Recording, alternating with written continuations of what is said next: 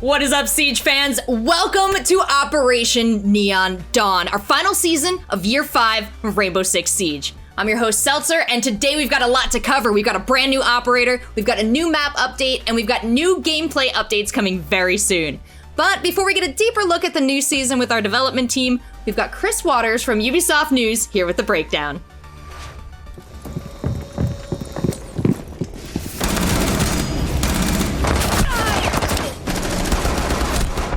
Operation Neon Dawn is lighting up Rainbow Six Siege in a whole new way, as a defender named Aruni is setting up laser gates.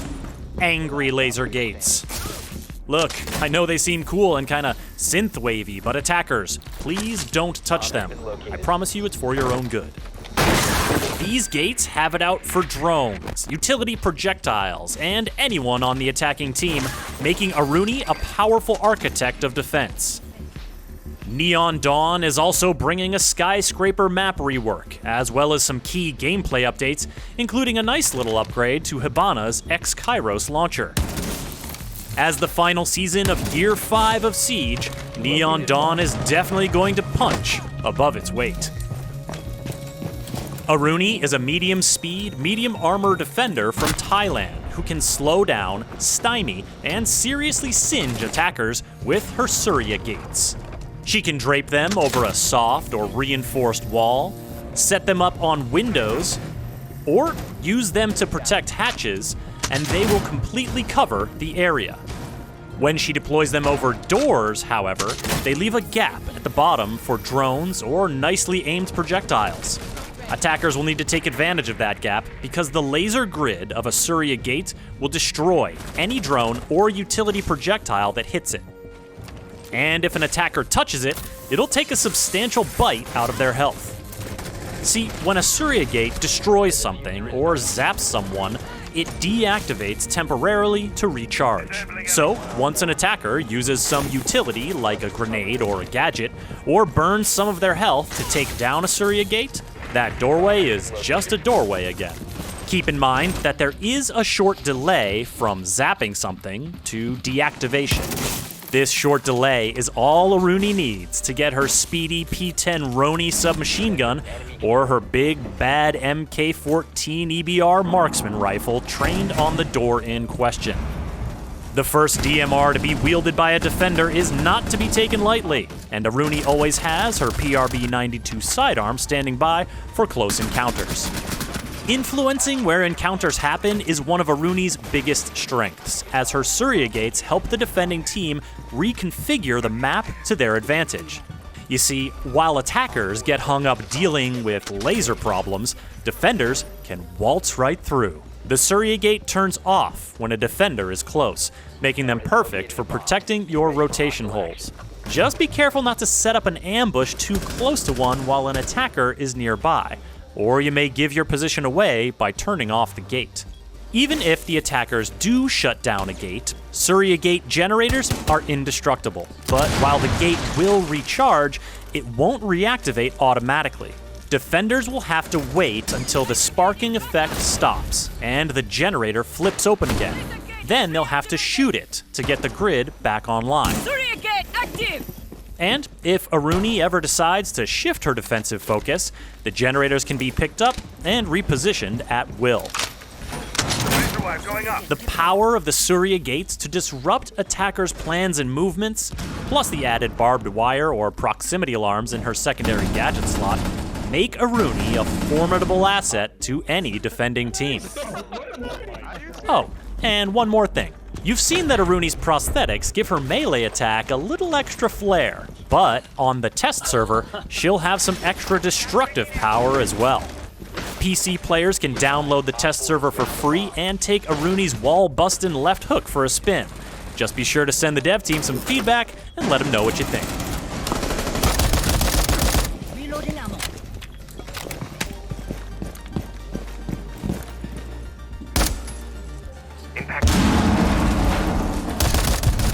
Op 4 eliminated. Mission successful. The new map rework coming to Operation Neon Dawn is Skyscraper.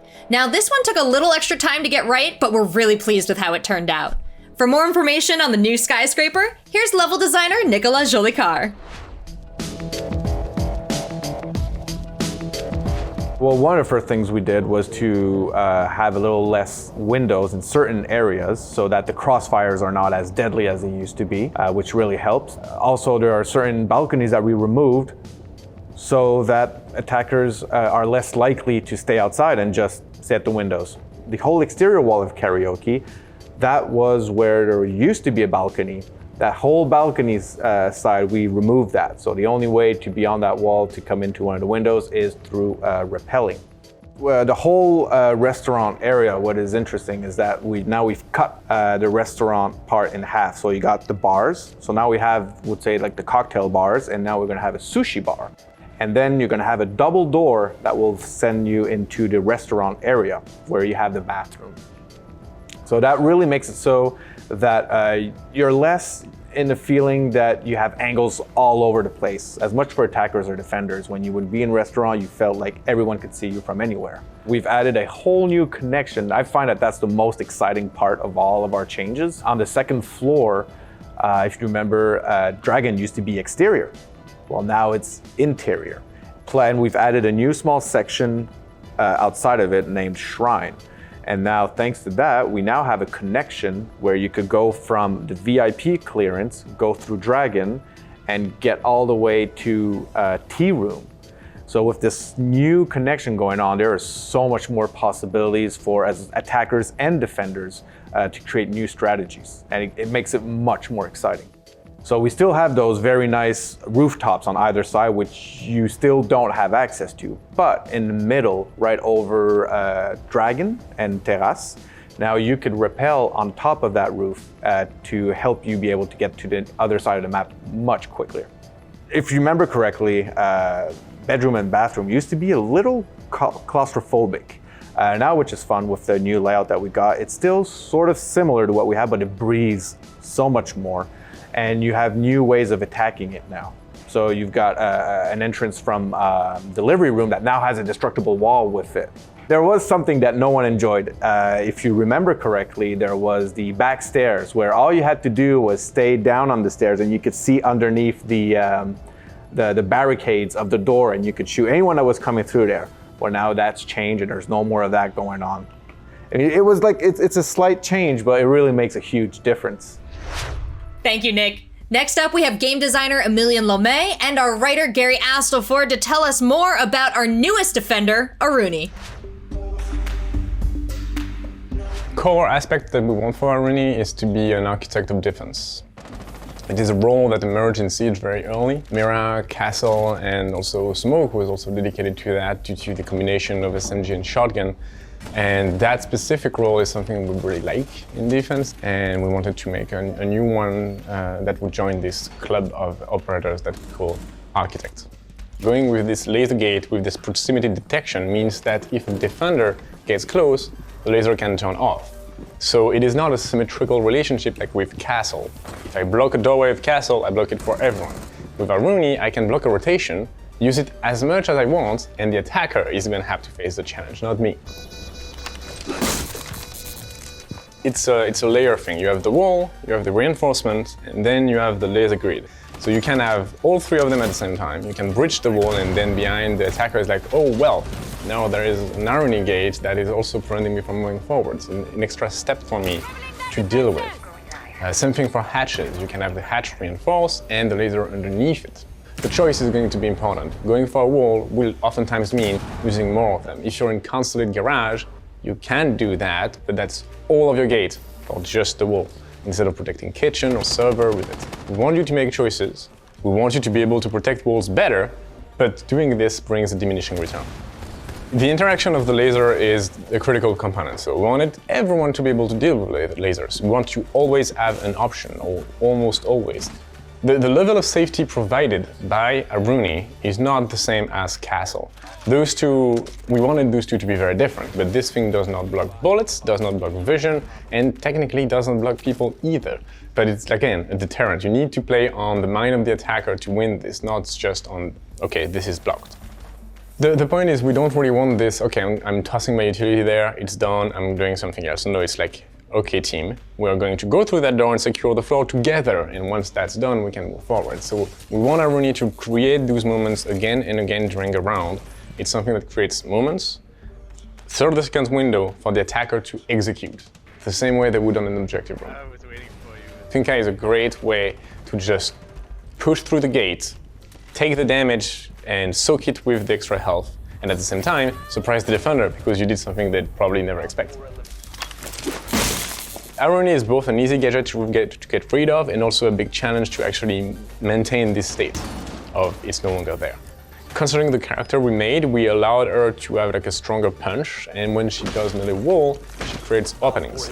Not big, like shotgun shell size, but you can absolutely make your own rotation with Aruni. So as an architect, without that option, it was either the secondary shotgun, which we already kind of have in a few operators, or primary shotguns. And if you want this architect role, primary shotgun would be mandatory, and it would be a bit disappointing for us to not explore other things.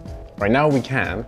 So we went with two options, one that is more of a classic Defender way to do things, the P10 Aruni.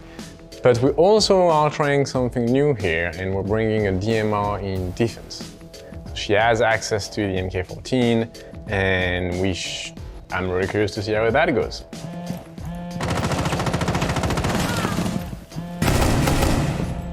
I'm reloading! When Aruni was a child, she grew up on the Thailand-Cambodia border. And her little sister was playing and detonated a mine that had been unexploded. And it took her sister's life. And that was a pivotal moment in her life because it allows her to focus more on charities and making sure that doesn't happen to somebody else. Aruni is sort of like Nighthaven's conscience, you know? She lives a very austere lifestyle. She doesn't spend a lot of money on herself. So she finds places to spend that money where it will do the most good. The other reason she joined Nighthaven is because Nighthaven has access to a lot of cutting-edge technology. And as somebody who uses prosthetic limbs in her day-to-day, she's really interested in making sure she has cutting-edge technology when it comes to prosthetics. Aruni and Thermite were working on a joint operation in Thailand, tracking down a weapons ring. And during the course of that investigation, there was an accident, and they were both seriously injured. Aruni more so than Thermite. I can't talk too much about the details of the accident, but I can assure you they will be revealed in the future. We are looking to have a lot of inclusivity and diversity in all the operators that we've got coming. And so in those cases, we are doing our research and we are talking with consultants to make sure we're sensitive to these issues and we present them in a good light and that these characters are relatable. Thanks, guys. Emilian will also be posting in the upcoming designer's notes about our plans to address the 20-second meta. You can find those notes on Rainbow Six social channels and our website shortly after the stream. Now, last season, we introduced our accessibility tab, and with it, the ability to change site colors and opacity. This season, we're very excited to expand our accessibility features, with new communication options, including voice-to-text and text-to-voice. There are also a bunch of gameplay updates coming with Operation Neon Dawn. Here to discuss further are David Perpignan and Aurélie Debont. Spawn picking and runouts are very frustrating for most players and especially newcomers and intermediary players because they don't have the knowledge of the map and also not enough coordination. Defenders going outside is not a problem for us, but it should be more risky. So it's for this reason we reduce the outside timer detection. So we reduce to 1 second. But I think this shorter timer will help the attacker player to manage better their attack and also reduce the negative impact to be killed by a run out very early in the round. So defenders have to commit to their runouts and attacker could react much quicker. So I think this change should be fairer for all players. Currently, Jaeger has a pretty dominant position on the catcher utility meta. That is a meta that has been very present on Rainbow Six for some time now, so we're taking some actions in this matter. If we are able to modify Jaeger's behavior, we may be able to modify a bit the distribution on projectiles and utility. The new ADS won't be able to catch 2 rounds consecutively. After destroying a projectile, the ADS will remain disabled for 10 seconds, so this is a big change. When the disabled time ends, the ADS will come back to the active status and will be able to catch projectiles again. The counterpart of this change is that the ADS will have infinite charges, so you have a cooldown after catching something, but you cannot catch one after another. Jaeger is causing now a lot of pressure into the economy of projectiles for attackers, so we're expecting a bit of a change here. Right now you shouldn't need as many projectiles as before to deal with him, so we expect to see a bit more of variety on the attacker sides in terms of projectiles and secondary gadgets. Jaeger is not the only change we are going to do for the 20-second meta. During this season, you may expect more changes from the balancing cell regarding this matter. With the recent release of Ace and the Hard Breacher, we wanted to take a look at the whole ecosystem for breachers in the game, and we decided to make some changes in Ivana. So we are tweaking a bit the resource management on her to give her more functionalities. Now Ivana will be able to choose how many pellets she wants to shoot with the X-Kairos launcher. We'll let the player choose between 3 options. They can choose between 6 pellets, 4 pellets, or 2 pellets. Now Ivana is going to be able to be more flexible and have better choices during the match. The fact that the resources are more distributed will allow her to react specifically to its circumstance. For example, if you are facing a castle, you can choose to shoot only 2 pellets and you're going to save a lot of X-Kairos into your pocket. And if you found a hatch that it's just reinforced, you choose to shoot 4 of the pellets and you'll break it. Ivana has been known for a long time as the queen of the hatches, and we're trying to reinforce that role right now. Right now, Echo is a super strong operator that ends in the status of ban or pick. It's hard not to see him on a match of Pro League if it's not banned, and we think we need to take extra steps to fix this. The current yokai drones for Echo are a drone that you can throw and attach to the ceiling, and they become invisible once they are not operated, which means that it's pretty hard to spot. The new yokai drones won't be using the invisibility system, so when they are deployed and they are attached into the ceiling, they can still be spotted by other operators and destroyed. Let's say it's a bit easier to find them. Echo could still play as it plays right now, but he will need to be a bit more careful with the drones. A bit of map knowledge is going to be a bonus for Echo's players, because you need to hide those drones from the attackers, and that's important. He will need to invest more time on the observation tools, and for compensating that a bit, we are bringing back the shield to his loadout. Aruni and the rest of Operation Neon Dawn will be live on the test server tomorrow, November 9th. So please play, have fun, and send us your feedback. We'll also be sharing more news shortly about Siege on next-gen consoles, so make sure you keep your eyes on all the usual Siege channels. Thanks so much for watching, and now, back to the EU Major!